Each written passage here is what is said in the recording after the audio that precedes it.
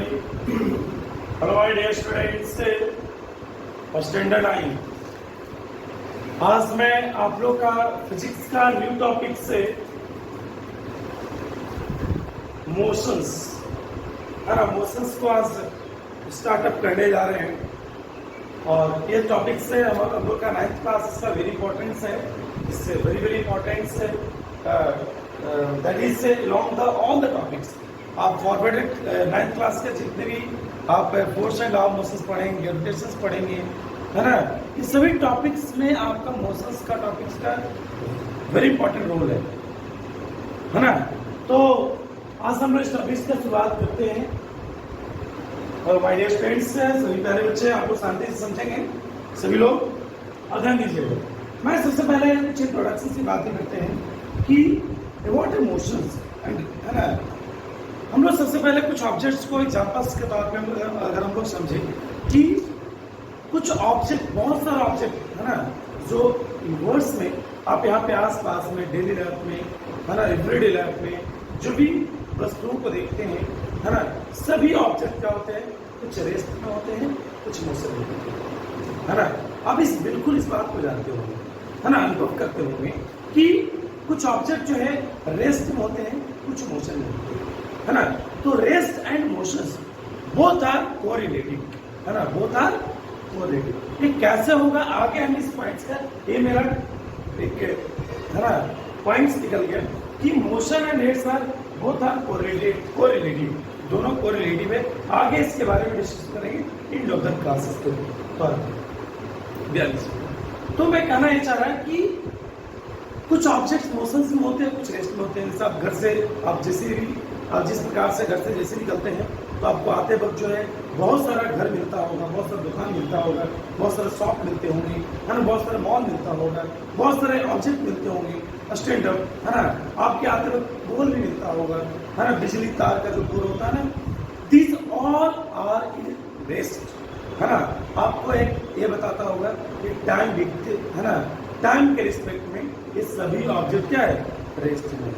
मैं जिसमें बचपना था उस समय देखता था कि बहुत सारा ऑब्जेक्ट जो है, मैं टाइम बीत रहा है, मैं डेली आता था, डेली लगता कि पेड़ जो है ना, this tree is always in rest, है ना, एक ट्री जो हमेशा यहीं पे खड़ा होता है। तो मुझे वहां से रेस्ट और रेस्ट की बातें निकली, है ना। तो जैसे कहने का मतलब है कि बड़ी रेस्ट, कैसे कोई बड़ी रेस्ट में होते हैं, तो इसका रिलेशन किससे है भाई, टाइम से, है ना।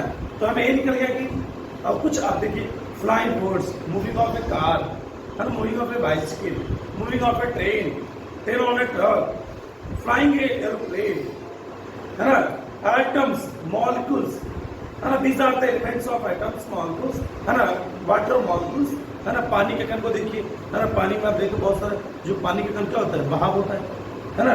तो क्या होता है, टाइम के रिस्पेक्ट में क्या होता है, वो एक जगह से दूसरे जगह जाता है, 1 प्लस 2 अनदर प्लेस, है ना, 1 प्लस 2। लेकिन सभी का इसमें सबसे बड़ा रोल क्या है, मोशन एंड रेस्ट में किसी ऑब्जेक्ट को किसके रोल के हकदार हम ले सकते हैं, टाइम को, उसको दे सकते हैं, समय को। तो यहां से मोशन एंड टाइम क्या है भाई, डिपेंड है किस पे, टाइम, है ना।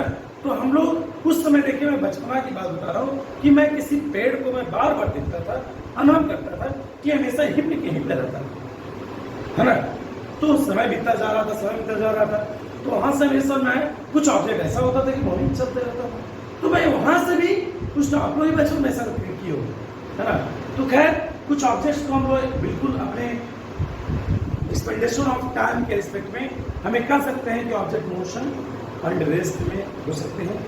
तो now we can discussion about the definition of the motion. अब यहाँ पे हम लोग मोशंस को डिस्क्राइब करने के लिए और भी सारा motion of earth around this sun, earth का एक गति, है ना, अर्थ क्या होता है, पृथ्वी का सूरज के चारों तरफ से चक्कर, तो दिस और मोशन। लेकिन उस मोशंस को कौन समझ सकता है, उस मोशंस को कौन समझ सकता है, टाइम के साथ, है ना, समय तो बीतता है साल में, है ना।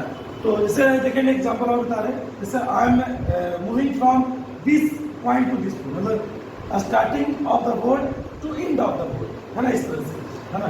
तो क्या देख रहे हैं, दिस आई एम कमिंग, वो that that point to this point, so I mean motion, है ना, हम कुछ देर चल रहे हैं, है ना, तो इस तरह से मोशन हो रहे, but I see that this marker is hold over on our hand, मैं इस मार्कर को होल्ड ओवर करके मैं चल रहा हूँ, तो इस तरह से क्या हो रहा है, हमें ये लग रहा है कि भाई हमें ये अनुभव हो रहा है कि हम मोशन में हैं, मेरे साथ साथ मार्कर भी मोशन में है ना, लेकिन आप क्या अनुभव कर रहे हैं, सॉरी, हमें नहीं लग रहा है कि मार्कर मोशन में है ना, हमें ये नहीं लग रहा है कि मार्कर क्या है, मोशन में है ना, उस प्रकार से। लेकिन आप में जब आप लोग सारे लोग बैठे हुए आप इस तरह से अनुभव कर रहे हैं कि सर के साथ ही मार्कर क्या है, मोशन में है ना। आप ट्रेन में भी सफर करते हैं, है ना, कार में, मूवी कार, बस में सफर करते हैं, तो क्या लगता है, किस प्रकार से अनुभव होता है आपको, इस प्रकार से अनुभव लगता है कि भाई आप जब चल रहे हैं तो इस प्रकार से आपको अनुभव लग रहा है कि moving of car, moving of bicycle, moving of vehicle. लेकिन आप जब कार में बैठे होते हैं, बस में बैठे होते हैं, तो आपको ये लगता है कि आप रेस्ट में, लेकिन और भी सारा जो कार के मूवमेंट को देख रहा है उसे क्या लगता है कि मोशन में, क्या लगता है, मोशन में, है ना। तो देखिए मोशंस का एक और, इस मोशंस का एक और हम बता सकते हैं, M for motion and that is M for movement, क्या होता है, movement.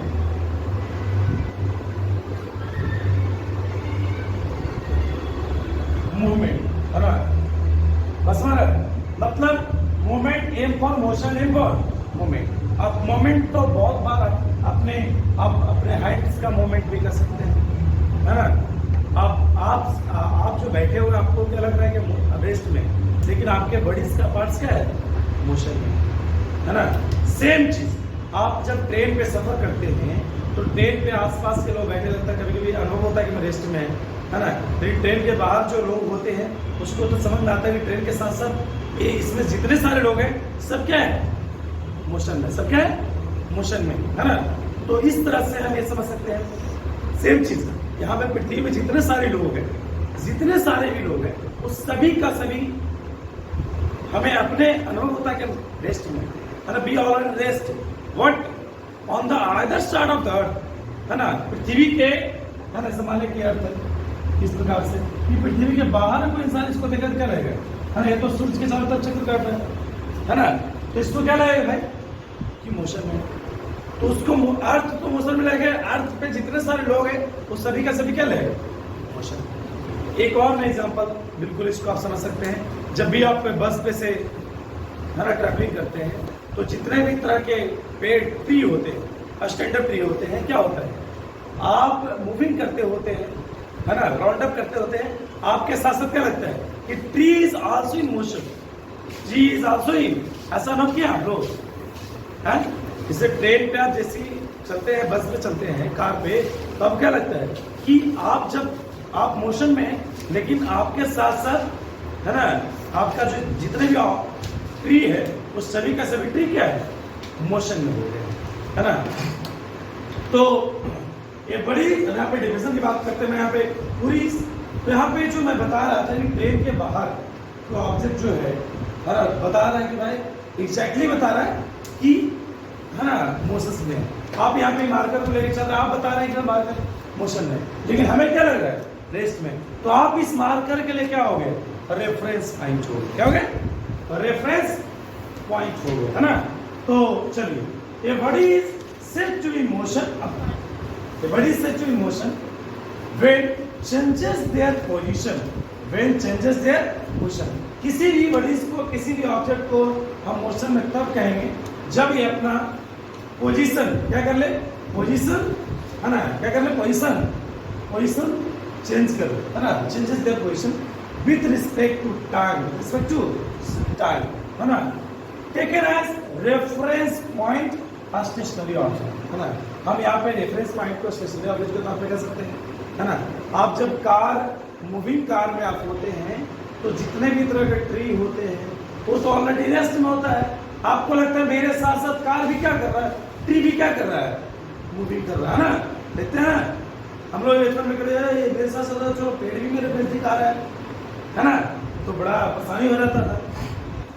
Example, moving of car, flying birds, air globe, atoms, molecules, planets, stars. These all are the example of motion. यहाँ पे देखिए मैं फिगर्स से इस डिफरेंसेस को जस्टिफाई करने के लिए इस फिगर्स को ड्रा किया है। एक कार है, देखिए इस कार को ए पॉइंट्स पे बी पॉइंट्स, ए से बी पॉइंट पे जाना है, ए से बी पॉइंट इसका टारगेट है ना, किसी जगह से किसी जगह जाना है, समझ में आ रहा है। तो कार स्टैंड अप है ए पॉइंट्स पे, that is called initial position, है ना। कौन सा पोजीशन है? इनिशियल पोजीशन, है ना। नाउ फॉर द टाइम, है ना, कुछ समय बीत जाने के बाद, लॉन्ग टाइम, है ना, टाइम के सेट में देखा गया कि फाइनल पोजीशन पे बी पे कार पहुंच गई। तो बी पे कार इस तरह से अपना कार मूव की, है ना, मूविंग ऑफ कार, है ना, कार मूव करेगा तभी इस तरह से। तो यहाँ पे, है ना, समझ आ देखिए ये व्यक्ति जो है, देखिए लाडला व्यक्ति, ये लाडला व्यक्ति इसको देख रहा था, और स्टार्टिंग में देख रहा था तो कार दिखा कि यहाँ पे है ना। कुछ देर एक पलक इधर झपक रहा है तो कार यहाँ पे है, कुछ देर बाद देखा चला गया, है ना। अभी देखते हैं ना आप लोग कभी कभी, है ना, आप थोड़ी देर पहले नीचे देखते हैं कि कार यहाँ पे है, कुछ समय बाद देखते हैं, है ना, बहुत चला गया, समझ रहा है। तो कहीं ना कहीं जो है आप इस कार के लिए आप क्या हो गए, एक स्टेशनरी ऑब्जेक्ट, कौन सा ऑब्जेक्ट हो गए?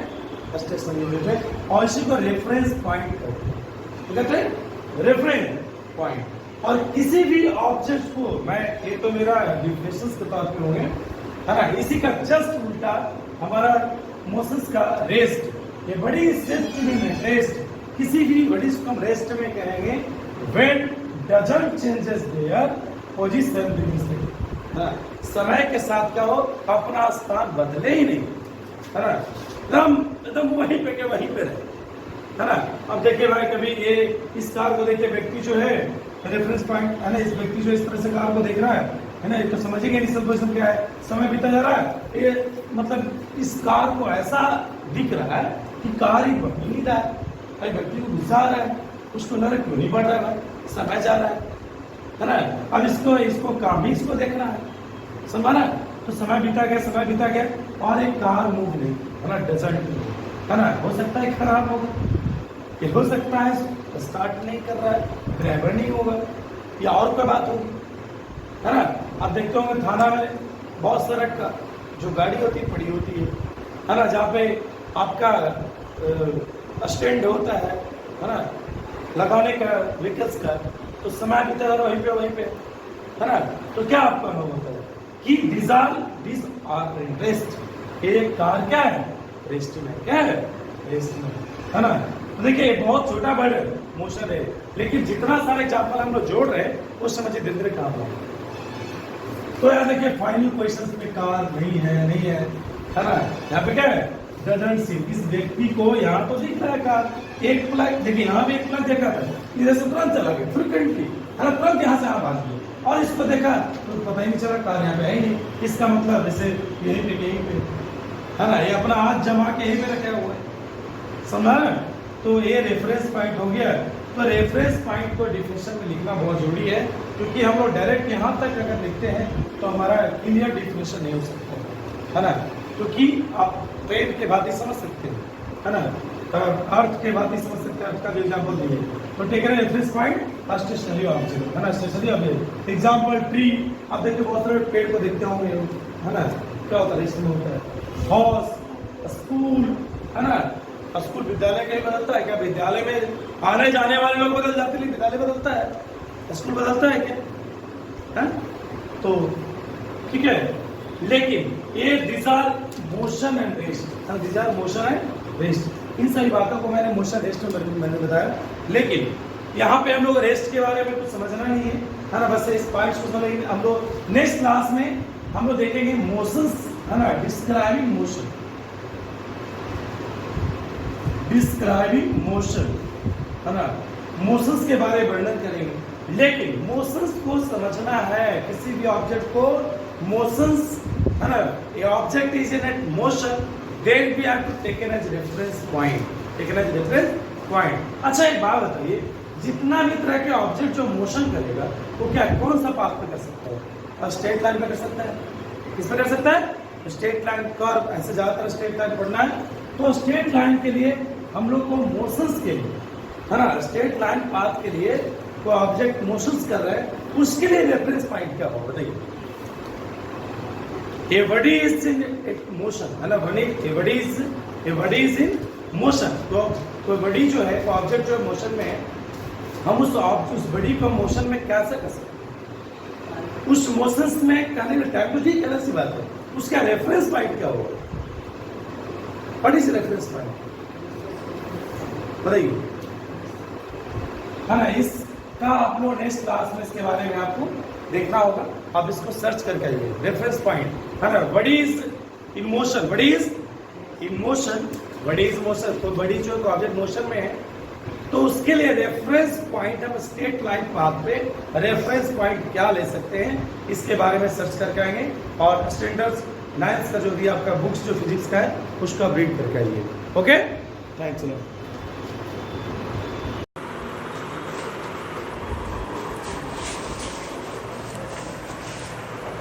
Hello my dear students, standard 9th, all of you in previous class underestimate what motion as well as rest, है ना। हम लोग के पिछले क्लास में मोशंस एंड रेस्ट के बारे में दो वर्ड्स को जस्टिफाई किए थे, क्लेरिफाई किए थे, है ना, क्लेरिफिकेशंस के तौर पे समझे थे।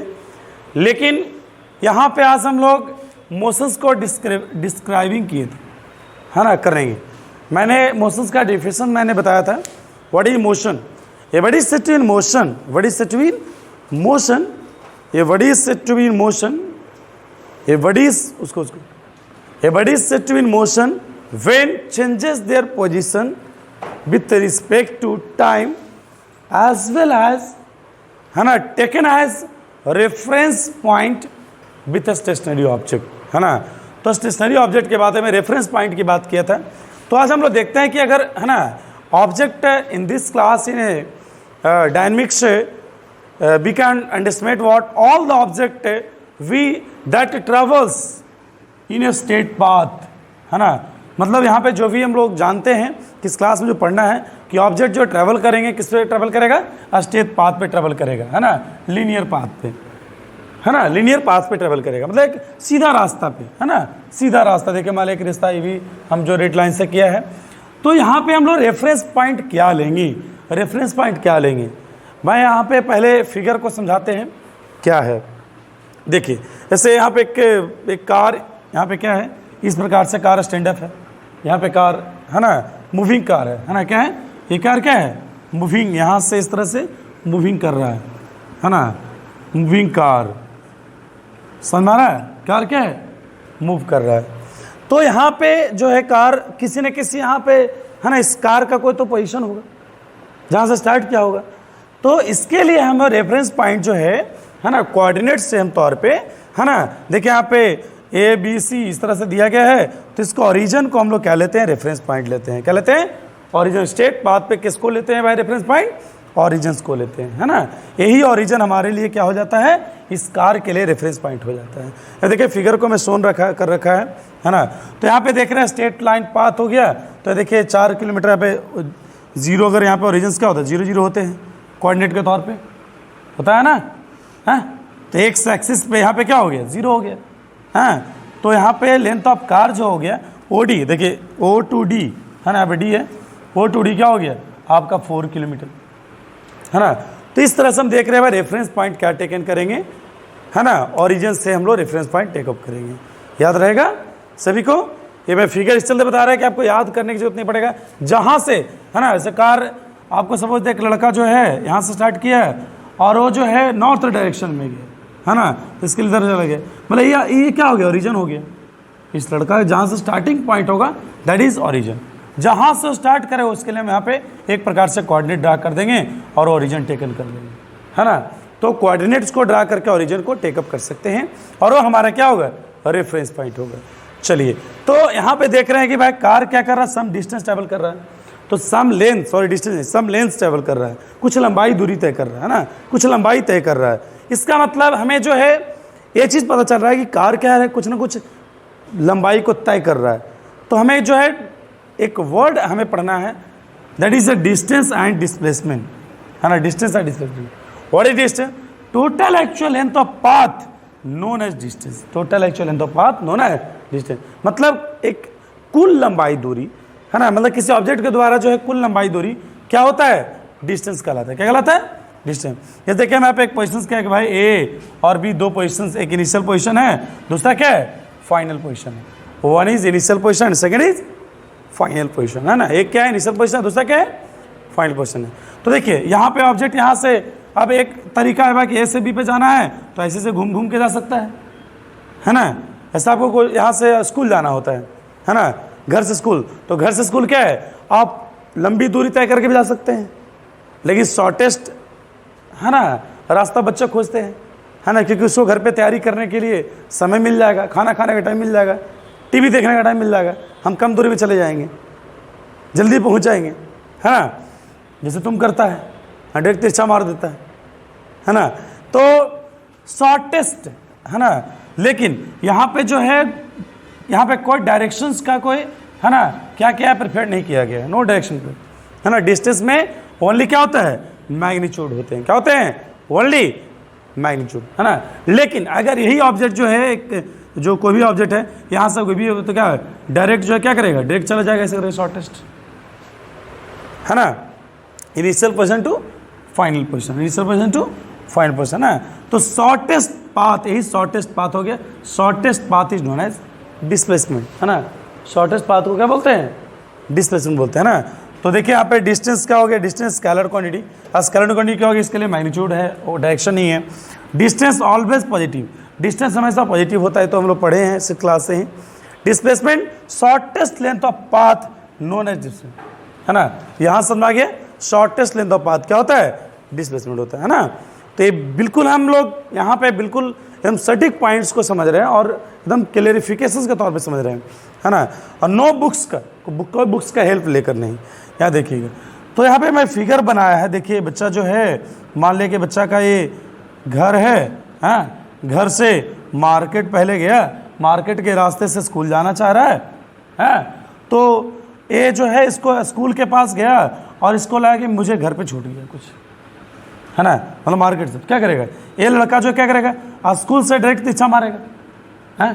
तो ये जो अगर बाय द वे लड़का जो ऐसे गया, इस तरह से गया, है ना, तो क्या होगा, जब इस रास्ते से जाएगा, इस रास्ते से जाएगा, तो क्या उसको लगेगा कि डिस्टेंस है, क्या है, A B plus B C, क्या हो डिस्टेंस। लेकिन डिस्प्लेसमेंट क्या हो, तिरछा मार देगा, शॉर्टेज। डिस्प्लेसमेंट के लिए हमको इनिशियल और फाइनल पोजिशन को जज करना होता है ना, परखना होता है। समझ में आ गया, क्लियर। चलिए अब नोट में, it has a magnitude as well as direction, है ना। Displacement has magnitude as well as direction, ये वेक्टर क्वांटिटी होता है ना। डिस्प्लेसमेंट क्यों होता है भाई, क्योंकि मैग्नीट्यूड और डायरेक्शन दोनों है। एक क्वांटिटी भी चाहे magnitude as well as direction, जिस क्वांटिटी में मैग्नीट्यूड और डायरेक्शन दोनों होते हैं, कैसा डायरेक्शन, कैसा क्वांटिटी होता है, वेक्टर, है ना। तो डिस्प्लेसमेंट कैसा क्वांटिटी है, वेक्टर, है ना। और एक मैं सवाल यहाँ पे एक छोड़कर जा रहा है नेक्स्ट क्लास के लिए, है ना, कि डिस्प्लेसमेंट में भी जीरो पॉजिटिव निगेटिव, है ना। डिस्टेंस जो है जीरो हो सकता है, पॉजिटिव आइदर भी निगेटिव। इसके ऊपर आप जज करके आइएगा, समझ कर आइएगा, है ना। इसको क्या करके आएंगे, समझ कर आएंगे, सहज कराएंगे, क्यों होता है पॉजिटिव, कौन सा कंडीशन में, कल आपसे सवाल करेंगे, है ना। कल आपसे क्वेश्चंस करेंगे, how the displacement is negative, how the displacement positive, और इसका आपको जवाब देना होगा। And second question is that that is SW, you have to write. ये आपको थिंक करने के लिए, ये क्या है, थिंक करने के लिए मैं दिया है, सोचने के लिए। दूसरा, right the 4 difference between distance and displacement, है ना। डिस्टेंस एंड डिस्प्लेसमेंट के बीच में आपको 4 क्या लिखना है, डिफरेंस लिखना है, इस तरीके से, है ना, कॉलम बना के। समझ में आ गया, ओके। तो आप लोग मेहनत कीजिए और अच्छे से लिख के लाइएगा, और आपको थिंक करके भी आना है। थैंक्स।